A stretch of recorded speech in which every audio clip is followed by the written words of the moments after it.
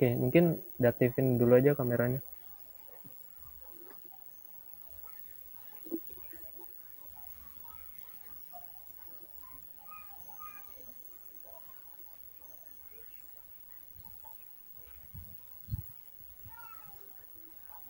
Oke, izin share screen.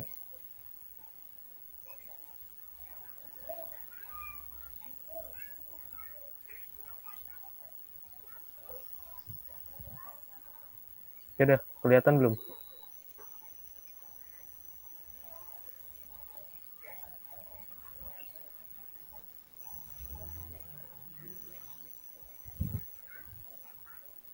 Cek, udah kelihatan?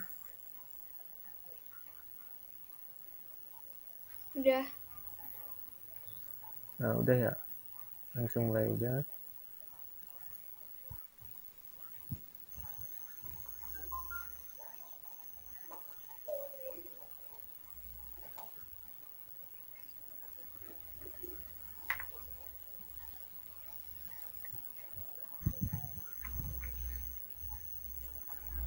Oke, langsung mulai. Bismillahirrahmanirrahim. Assalamualaikum warahmatullahi wabarakatuh. Waalaikumsalam warahmatullahi wabarakatuh. Oke, di sini tepatnya pada pelajaran atau mata kuliah teori bahasa dan juga automata. Pada kesempatan kali ini, kelompok kami akan membahas sebuah mesin abstrak sederhana, yakni tepatnya sebuah vending machine yang berupa souvenir sebagai objek penjualannya. Oke, untuk selanjutnya, di sini ada teman-teman saya yang ikut membantu dalam menyelesaikan presentasi kali ini. Yang pertama ada Teh Indira Nur Amalia, yang kedua ada Kang Iqbal Kurniawan, yang ketiga ada Teh Anissa Rahma Putri, dan yang terakhir ada saya sendiri, Ardianto Nugroho. Oke, untuk selanjutnya. Nah, untuk sebelum masuk ke dalam materi vending machine ya, di sini ada sebuah pengertian secara singkat, penjelasan tepatnya untuk finite state automata. Untuk pengertiannya sendiri, FSA atau finite state automata adalah sebuah pemodelan matematika yang dapat menerima suatu input dan juga mengeluarkan suatu output, yang dimana memiliki state yang berhingga banyaknya dan dapat berpindah dari satu state ke state lainnya berdasarkan input dan fungsi transisi. Nah, dari jenis FSI tersendiri terdapat sebuah mesin bahasa yang berarti dia dapat mengenali, menerima, dan juga menolak yang terdapat pada mesin FSA jenis DFA, yakni Deterministic Finite State Automata dan juga NFA, Non-Deterministic Finite State Automata. Untuk selanjutnya, langsung kita masuk ke pembahasan topik yang utama, yakni pada sebuah mesin abstrak vending machine souvenir.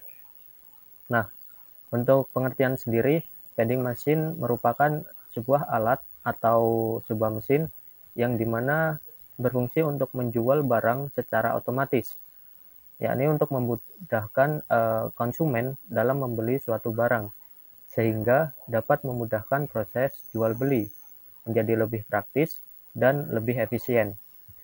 Sistem implementasi pada FSA dengan simulasi vending machine yang dimana menggunakan souvenir sebagai objek atau barang yang akan dijual pada vending machine tersebut. Untuk selanjutnya, di sini kita ada 3 bahasan pokok utama, yakni ada penjelasan tentang diagram FSA, UML, dan juga user interface. Untuk yang pertama, kita akan membahas tentang apa itu diagram FSA.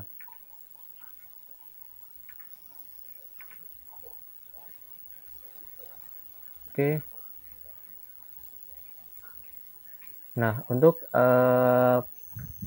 pengertian daripada diagram FSA itu, Diagram SA digunakan untuk melihat model matematika dari sistem simulasi pada vending machine. Berikut diagram transisi dari vending machine souvenir yang terdiri dari pengguna dan juga admin.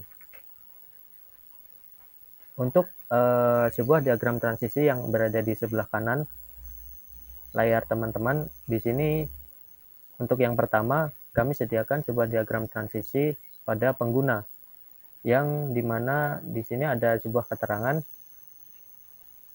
Keterangan key merupakan himpunan state yang terdiri dari key 0, key 1, key 2, key 3, key 4, key 5, dan juga key 6. Untuk selanjutnya yaitu ada simbol E atau sebagai inputan. Di sini ada inputan A, B, C, D, inputan K, inputan B1, dan juga inputan B2. Dan untuk state awalnya atau startnya, kita mulai dengan key 0, key 0 ini, dan juga final state kita kembali ke key 0 dan juga berakhir di key 6. Oke, untuk penjelasan lebih lanjut,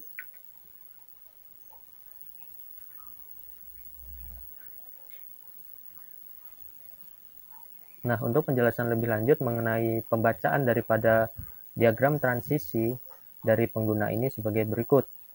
Untuk key 0 ini sendiri kita notasikan atau kita lambangkan sebagai state awal, yang dimana dicirikan dengan tanda panah seperti ini. Nah, key 0 ini sebagai state awal, dan juga ada state-state lainnya, state Q1, Q2, Q3, dan juga Q4. Nah, Q1, Q2, Q3, dan Q4 ini merupakan state pilihan yang apabila dapat dipilih dengan menginputkan perintah A, B, C, dan juga D. Nah, berikut juga penjelasannya.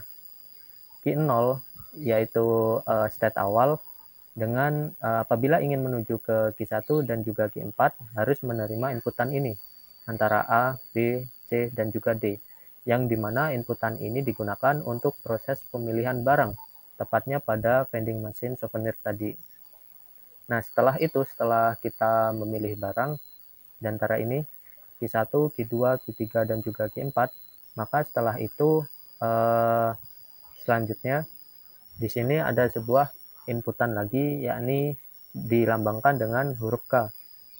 Huruf K ini keterangannya yaitu sebagai konfirmasi pesanan, yang artinya setelah memilih beberapa souvenir atau istilahnya barang di dalam vending machine tersebut, selanjutnya kita akan disuruh menginputkan ataupun diperintahkan untuk menginputkan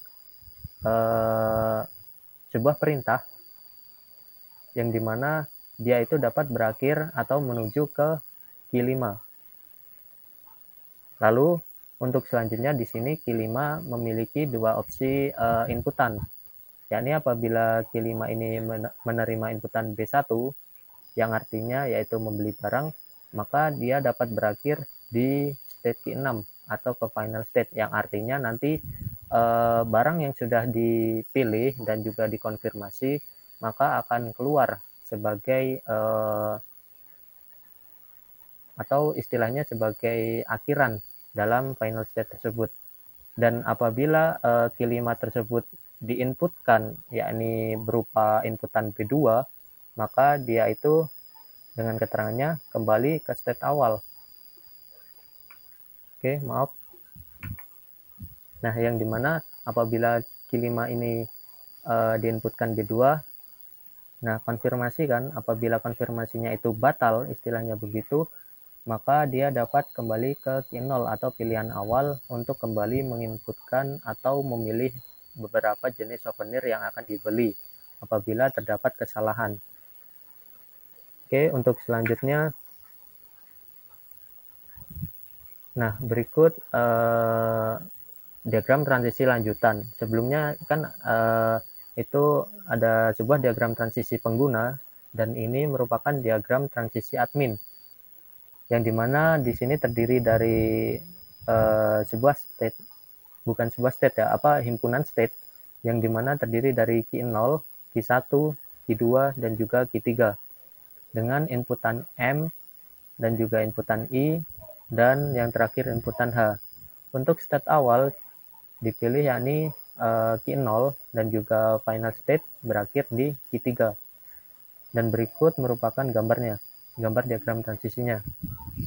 Untuk keterangan sendiri, yakni inputan M yaitu mematikan mesin, inputan H menghidupkan mesin, inputan I membuka mesin untuk mengisi stok secara manual. Nah, untuk pembacaannya sendiri seperti ini. Apabila Q0 tersebut menerima inputan A, maaf.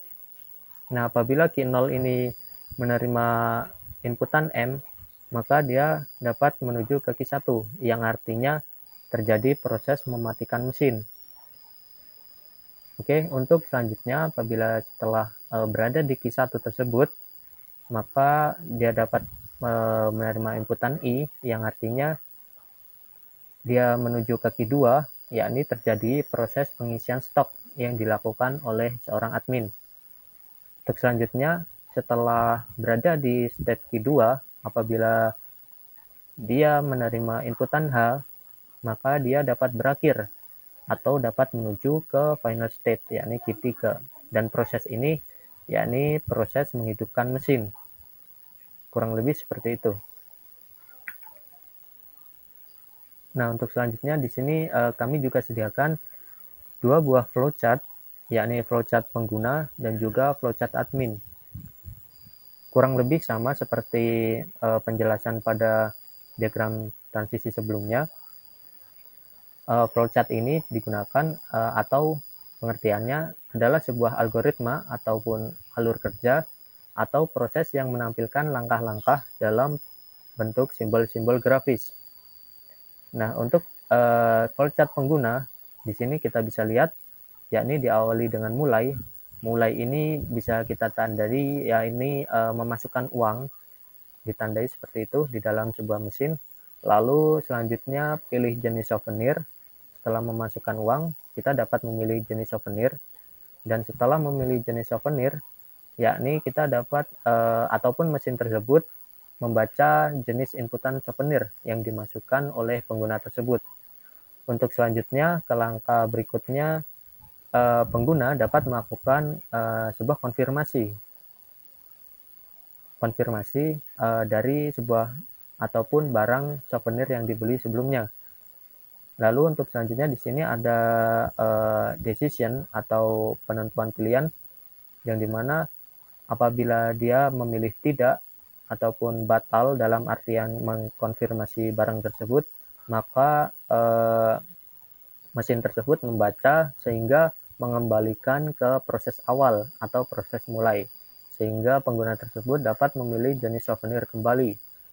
Namun apabila pengguna tersebut dengan menekan ataupun mengkonfirmasi iya, maka mesin tersebut membaca simbol konfirmasi iya tersebut dan selanjutnya akan mengeluarkan barang sesuai yang telah diinputkan sebelumnya. Lalu proses pun selesai. Nah, untuk admin sendiri kurang lebih juga sama dengan diagram transisi sebelumnya, diawali dengan mulai, yang artinya pada mesin, lalu pengguna tersebut dapat melakukan aksi, yakni dengan mematikan mesin. Selanjutnya, mesin tersebut membaca inputan mematikan mesin, lalu mesin itu mati, dan selanjutnya admin tersebut dapat melakukan ataupun membuka backdoor mesin untuk pengisian stok, dan juga dapat melakukan aksi kembali, yakni menghidupkan mesin. Setelah itu proses selesai. Kurang lebih mungkin seperti itu. Oke. Untuk selanjutnya di sini kita akan membahas tentang UML.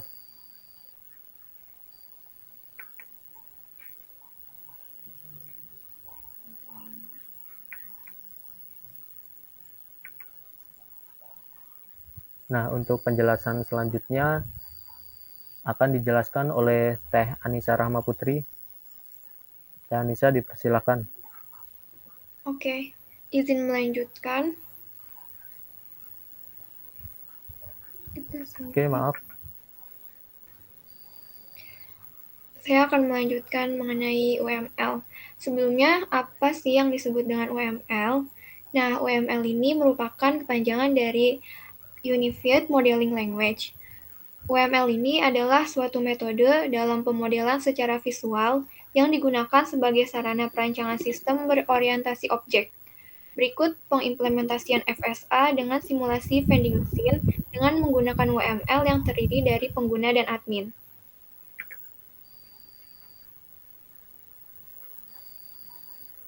Yang pertama, kita gambarkan menggunakan use case diagram. Nah, di sini tuh ada pengguna sama admin. Pengguna memiliki 4 hak akses, yakni melakukan pendaftaran, melakukan login, memilih jenis souvenir, dan melakukan pembayaran. Sedangkan admin hanya dapat melakukan login dan mengisi stok. Next. Yang kedua, kita gambarkan melalui activity diagram.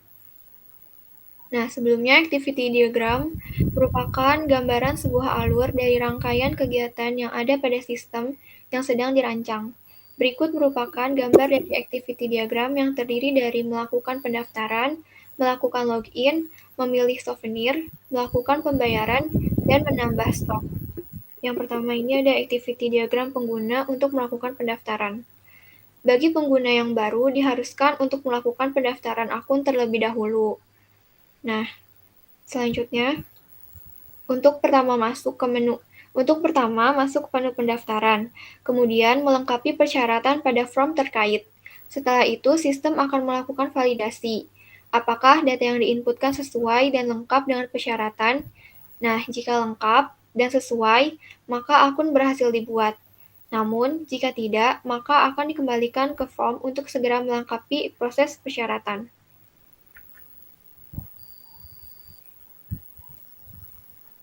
Selanjutnya ada activity diagram pengguna untuk melakukan login. Pengguna maupun admin dapat melakukan login dengan username dan password masing-masing. Akan ditampilkan menu login, kemudian diperintahkan untuk memasukkan data yang sesuai dengan form login. Kemudian, sistem akan memproses apakah data yang dimasukkan itu valid. Jika valid, maka akan dilanjutkan ke menu utama sesuai dengan jenis pengguna. Namun, jika tidak valid, maka akan dikembalikan ke form awal login.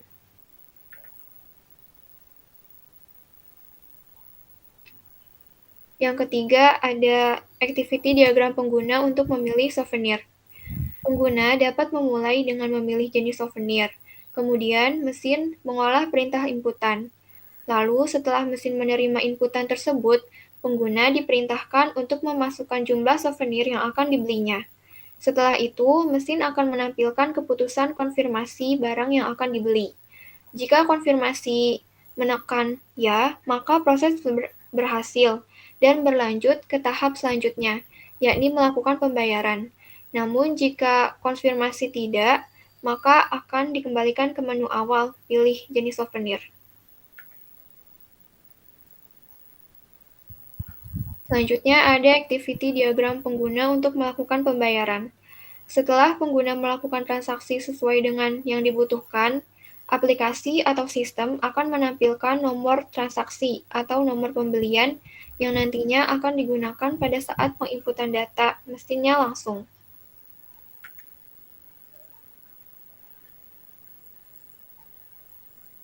Lalu ada activity diagram untuk admin saat mengisi stok. Pengisian stok hanya bisa dilakukan oleh admin. Pengisian stok dapat dilakukan dengan menggunakan login pada akun admin terlebih dahulu. Kemudian, admin dapat memilih menu stok. Setelah memilih menu stok, sistem akan menampilkan jumlah stok saat ini. Jika stok tersebut kosong, maka admin dapat melakukan pengisian kembali stok. Namun, jika penuh, admin tidak bisa melakukan pengisian stok. Admin yang telah memasukkan sejumlah stok barang selanjutnya, sistem akan menampilkan perintah konfirmasi. Admin diperintahkan untuk mengkonfirmasi stok tersebut. Jika ya, maka stok yang baru akan ditampilkan. Namun jika tidak, maka akan dikembalikan pada form pengisian stok.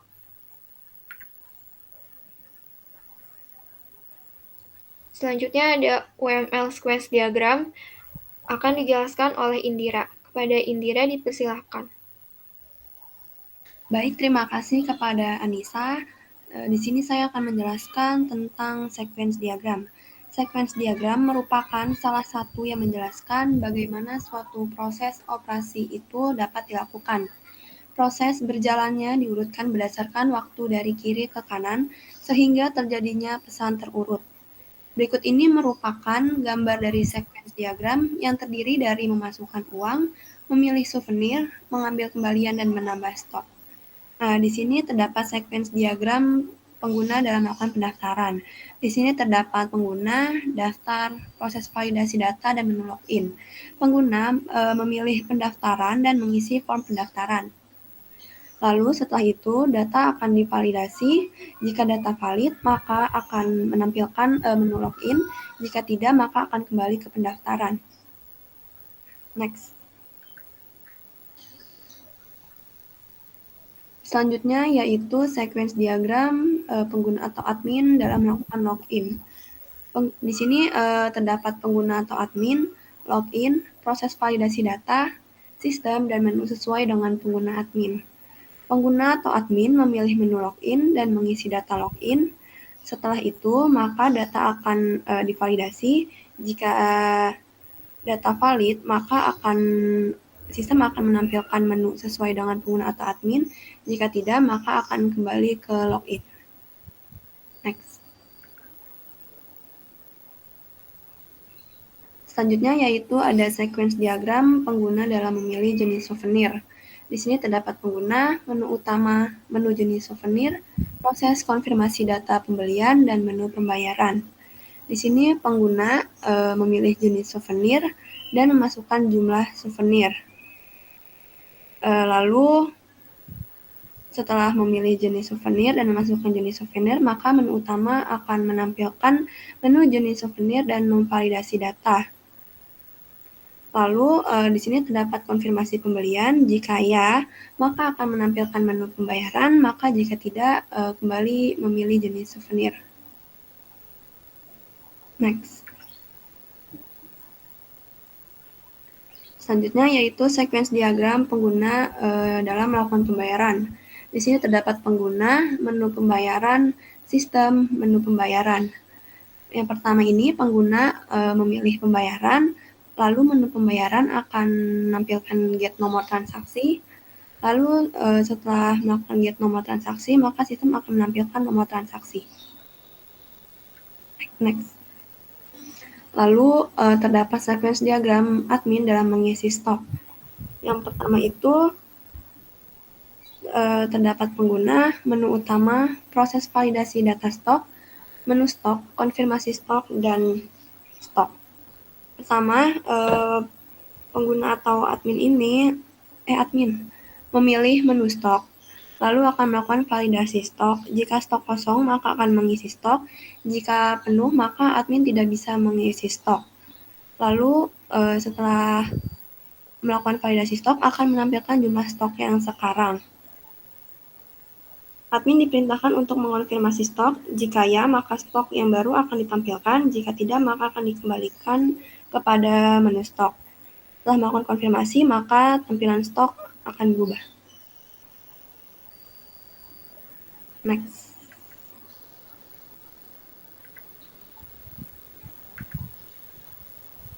Selanjutnya untuk user interface akan dijelaskan oleh Kang Iqbal. Baik, terima kasih untuk Indira. Sekarang saya akan menjelaskan tentang user interface dari aplikasi yang berbasis Android dan mesinnya. User interface adalah tampilan visual sebuah produk yang menjembatani sistem dengan pengguna atau user. User interface memiliki berbagai manfaat, di antaranya yang pertama, memudahkan interaksi antara pengguna dengan produk. Kedua, meningkatkan penjualan. Dan yang ketiga, meningkatkan kualitas branding. Next. Lalu di sini ada gambaran dari user interface untuk pengguna. Yang pertama, ada user interface dari menu daftar atau halaman daftar. Di sini kita harus mendaftar terlebih dahulu untuk pengguna baru.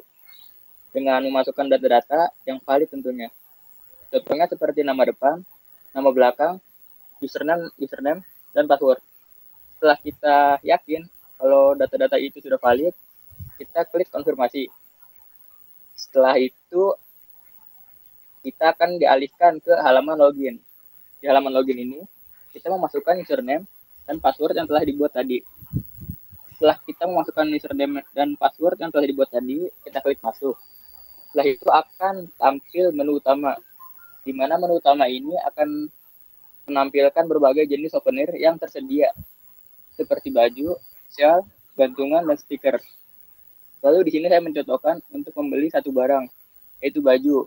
Setelah kita klik menu baju, akan muncul pilihan baju seperti ini. Berdasarkan ukuran seperti ukuran M, L, XL, dan XL. Lalu selanjutnya, yang tadi itu pas di pilihan baju, kita klik ukuran M contohnya. Setelah kita klik ukuran M, maka akan muncul tampilan baju seperti ini. Ada gambar bajunya, lalu ukurannya. Setelah itu kita masukkan jumlahnya berapa, lalu di bawahnya ada total harga yang harus kita bayar. Setelah kita yakin tentunya untuk bisa membayar souvenir yang tadi dimasukkan, kita lanjutkan ke pembayaran. Lalu di sini ada menu pembayaran. Di menu pembayaran akan muncul gambar dari barang yang telah kita beli, ukurannya, dan jumlahnya. Lalu di bawahnya akan diberikan nomor transaksi untuk memasukkan nomor itu ke dalam mesin. Nah, selanjutnya ada pilihan sel. Di tampilan ini atau di halaman ini adalah contoh jika kita mengklik barang yang sedang habis. Contohnya di sini ada pilihan sel ukuran M, L, XL, dan XXL. Di sini kita klik ukuran L yang sudah habis. Ketika kita klik ukuran L, maka akan muncul pemberitahuan seperti ini. Yang maaf, barang Anda sedang tidak tersedia untuk saat ini. Maka kita akan mengklik kembali tombol kembali ke menu pilihan sel. Next. Nah, ini adalah user interface untuk pengguna admin. Pertama ada login, masukkan username dan password. Lalu kita klik masuk. Nah, setelah itu akan dialihkan ke menu admin. Di menu admin hanya ada satu jenis, yaitu menu stok. Di mana menu stok ini hanya memiliki dua fungsi, yaitu mengisi stok dan mengupdate stok. Lalu setelah itu kita klik menu stok. Setelah itu akan dialihkan ke halaman menu stok. Di situ ada berbagai jenis souvenir yang bisa kita lihat, seperti baju, shawl, gantungan, dan stiker. Di sini saya klik baju. Setelah itu akan muncul ukuran baju beserta jumlah stoknya. Lalu di sini saya akan mengklik baju yang sedang kosong untuk bisa mengisi stoknya. Nah, setelah kita klik baju yang sedang habis, akan muncul tampilan seperti ini. Gambar baju, lalu ukurannya, dan di bawahnya ada tombol mengisi tombol atau buton mengisi stok dan update stok. Ketika kita mengklik update stok, maka akan muncul tampilan seperti ini. Pemberitahuan tidak ada stok yang dimasukkan. Jadi kita harus mengisi stok terlebih dahulu, baru setelah itu mengupdate stoknya. Di sini kita mengklik tombol mengisi stok. Setelah itu akan muncul tampilan seperti ini. Tampilan mengisi stok, di mana ada gambar baju, ukurannya, dan kita masukkan jumlahnya, berapa jumlah stok yang ingin ditambahkan pada mesin tersebut. Setelah itu kita lanjutkan update stok. Setelah kita klik lanjutkan update stok, maka akan kembali ke menu stok baju di awal. Tapi berbeda, di sini akan muncul jumlah stok yang dimasukkan tadi. Next. Nah, setelah itu kita klik update stok yang tadi, maka akan dialihkan ke halaman stok baju. Dan ada pemberitahuan bahwa stok baju telah diperbarui atau diupdate. Setelah itu kita kembali ke menu baju utama. Dan di menu bajunya, souvenir baju yang telah habis tadi sudah terupdate kembali dengan jumlah stoknya yang sudah dimasukkan tadi. Next. Nah, ini adalah user interface pada mesin souvenirnya. Di sini adalah tampilan ketika kita menggunakan aplikasi ya. Nah, nanti di menu halaman mesinnya kan muncul seperti ini. Masukkan nomor transaksi. Nomor transaksi yang tadi didapatkan di aplikasi kita masukkan ke dalam sini. Setelah kita masukkan, kita konfirmasi. Setelah kita konfirmasi, maka akan muncul halaman seperti di sebelahnya. Nomor transaksi, nama penggunanya siapa, barang yang dibeli apa, tanggal pemesanannya kapan, dan total harganya. Setelah itu kita konfirmasi, kita masukkan uangnya terlebih dahulu, baru barang bisa keluar. Next. Nah, ini adalah user interface mesin saat kita melakukan pembayaran langsung di mesinnya tanpa aplikasi. Jadi di gambar utamanya itu ada 4 jenis souvenir ya. Dan di bawahnya itu kan tadi ada masukkan nomor transaksi, itu adalah untuk yang aplikasi. Karena kita ingin menggunakannya langsung di tempatnya, kita akan mengklik gambar stiker yang burung hantu. Nah, setelah kita klik gambar burung hantunya, akan muncul berbagai jenis. Sebenarnya ini tuh harusnya berbeda warna gitu ya. Ini hanya sebagai contoh saja. Lalu kita klik yang paling baik stoknya. Setelah kita klik paling baik ya, burung hantu yang paling baik stoknya akan muncul tampilan seperti di sebelahnya. Di mana kita harus memasukkan jumlah dari stikernya yang ingin kita beli. Setelah itu kita konfirmasi. Next. Setelah dikonfirmasi, maka akan muncul tampilan seperti ini. Jumlah barang yang dibeli berapa, harganya berapa. Ketika kita sudah yakin, kita klik lanjutkan. Tapi ketika kita ada yang ingin diubah, kita tinggal klik yang tombol kembali. Setelah itu, barang akan segera keluar. Udah, mungkin itu saja dari saya. Oke, terima kasih atas penjelasannya Kang Iqbal dan juga teman-teman sebelumnya. Mungkin kurang lebih pemaparan materi tentang vending machine yang dengan souvenir sebagai objek utamanya kami cukupkan sekian. Apabila ada salah kata ataupun kurang lengkap ataupun lancar dalam pemaparan materi sebelumnya, kami mohon maaf yang sebesar-besarnya. Kita tutup. Wabillahi taufiq wal hidayah. Wassalamualaikum warahmatullahi wabarakatuh. Waalaikumsalam warahmatullahi wabarakatuh.